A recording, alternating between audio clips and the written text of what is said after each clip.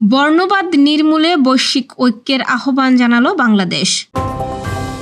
জুলাই যোদ্ধাদের দায় মুক্তির অধ্যাদেশ গ্রহণ করা হবে জানালেন স্বরাষ্ট্রমন্ত্রী। দেশের বাজারে আবারও কমেছে স্বর্ণের দাম। অননুমোদিত বা মানহীন কোনো ক্লিনিক চলতে দেওয়া হবে না মন্তব্য স্বাস্থ্যমন্ত্রীর।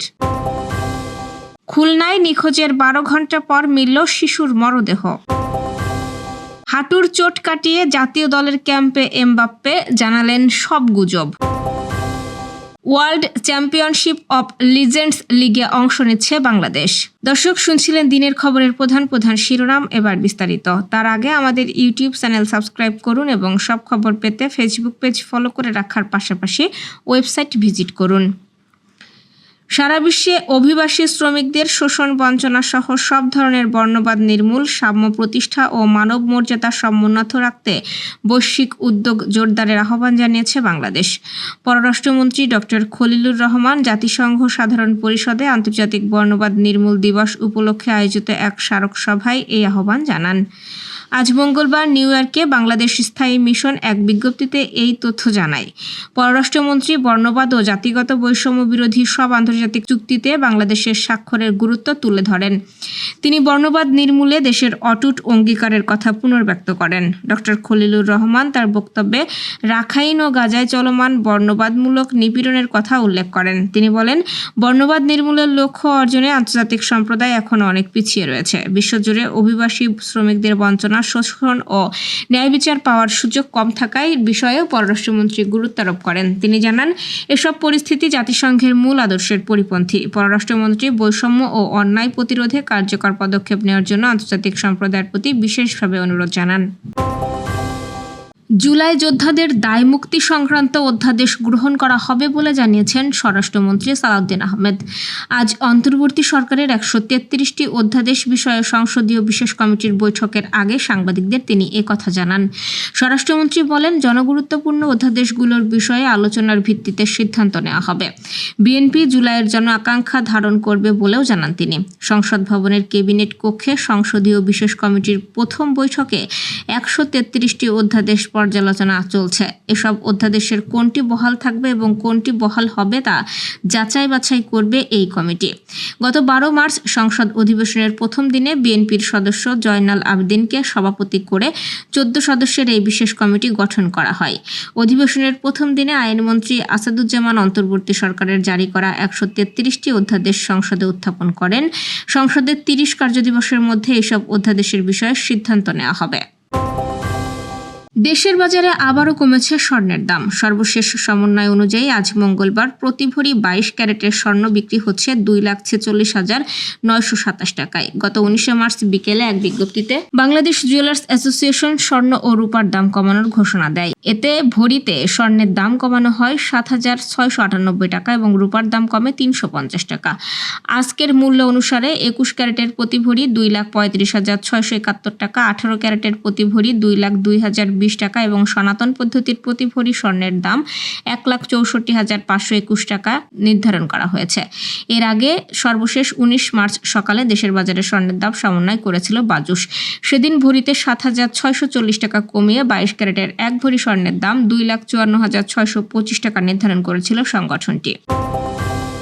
দেশের স্বাস্থ্যসেবা খাতের মান উন্নয়নে কোনো ধরনের অননুমোদিত ও মানহীন ক্লিনিক চলতে দেওয়া হবে না বলে জানিয়েছেন স্বাস্থ্য ও পরিবার কল্যাণ মন্ত্রী সর্দার সাখাওয়াত হোসেন বকুল। আজ সচিবালয়ে ঈদের ছুটি শেষে প্রথম কর্মদিবসে গণমাধ্যমের সঙ্গে আলাপকালে একথা বলেন তিনি। স্বাস্থ্যমন্ত্রী বলেন, মানসম্মত স্বাস্থ্যসেবা নিশ্চিত করতে প্রধানমন্ত্রী তারেক রহমান কঠোর নির্দেশনা দিয়েছেন। সেই অনুযায়ী অনিয়মকারী ক্লিনিক মালিকদের বিরুদ্ধে জিরো টলারেন্স নীতি অনুসরণ করা হবে। তিনি আরও বলেন, যদি কোনো ক্লিনিক ন্যূনতম চিকিৎসা সেবার মান বজায় রাখতে ব্যর্থ হয় তবে কালক্ষেপণ না করে তাৎক্ষণিকভাবে সেটি বন্ধ করে দেওয়া হবে। রাজধানী থেকে শুরু হওয়া এই তদারকি কার্যক্রম পর্যায়ক্রমে দেশের প্রতিটি প্রান্তে ছড়িয়ে দেওয়া হবে।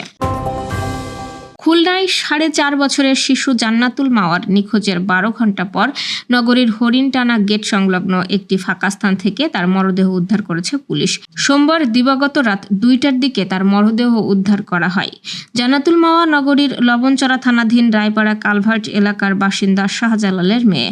সোমবার দুপুরে বাবা মায়ের সাথে ছোট মামার বিয়ের দাওয়াত খেতে সাচিবুনিয়া মোহাম্মদপুর এলাকায় যায় সে। সেখানে পরিচিত এক দাদা মাওয়াকে আইসক্রিম খাওয়ানোর কথা বলে ডেকে নেয়। মেয়ের ফিরে আসতে দেরি দেখে মা ফোন দেয়।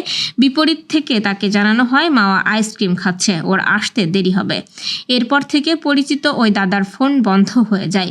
লবণচড়া থানার অফিসার ইনচার্জ তুহিনুজ্জামান জানিয়েছেন, শিশুটিকে পরিবার খুঁজে না পেয়ে পরিবারের সদস্যরা বিভিন্ন স্থানে খোঁজ নিতে থাকে। তার বাবা থানায় জিডি করেন। রাত 2টার দিকে পুলিশ ও পরিবারের সদস্যরা শিশুটিকে হরিণটানা গেট সংলগ্ন একটি ফাঁকা স্থান থেকে মৃত অবস্থায় উদ্ধার করে। মরদেহের পাশে একটি দড়ি ছিল, সেটি দিয়েই তাকে শ্বাসরোধ করে হত্যা করা হয়েছে বলে প্রাথমিকভাবে ধারণা করা হচ্ছে। তদন্তের স্বার্থে ওই দাদার নাম প্রকাশ করা সম্ভব হচ্ছে না। তাকে গ্রেফতারের অভিযান চালানো হচ্ছে বলেও জানিয়েছে পুলিশ। রিয়াল মাদ্রিদের শুরুর একাদশে এখনও জায়গা না পেলেও ফ্রান্স জাতীয় দলে যোগ দিয়েছেন কিলিয়ান এমবাপ্পে। 27 বছর বয়সী এই তারকা ফরোয়ার্ড সম্প্রতি হাঁটুর চোট কাটিয়ে শতভাগ ফিট হওয়ার চেষ্টা করছেন। তবে তার ফিটনেস নিয়ে কিছুটা ধোঁয়াশা তৈরি হয়েছিল। এবার নিজেই বিষয়টি স্পষ্ট করলেন। গত ডিসেম্বরে হাঁটুতে চোট পান এমবাপ্পে, যা আবার এই মাসের শুরুতে কিছুটা মাথাচাড়া দেয়। 3 সপ্তাহের বেশি মাঠের বাইরে থাকার পর রিয়াল মাদ্রিদের সবশেষ 2টি ম্যাচে বদলি হিসেবে মাঠে নেমেছেন তিনি। জাতীয় দলের ক্যাম্পে যোগ দেওয়ার পর একটি প্রচারণামূলক অনুষ্ঠানে এমবাপ্পে বলেন, আমার হাঁটুর অবস্থা ভালো এবং আরো ভালো হচ্ছে, সবকিছু বেশ ভালোই চলছে। তবে এটা নিয়ে অনেক জল্পনা কল্পনা হয়েছে এবং কিছু মিথ্যা কথাও ছড়ানো হয়েছে। একজন শীর্ষ ক্রীড়াবিদের জীবন এমনই, আমরা অভ্যস্ত যে লোকেরা যাচাই না করেই নানা কিছু বলে। World championship of legends WCL এর 3য় আসর মাঠে গড়াবে চলতি বছর, যেখানে প্রথমবারের মতো অংশ নিতে যাচ্ছে বাংলাদেশ।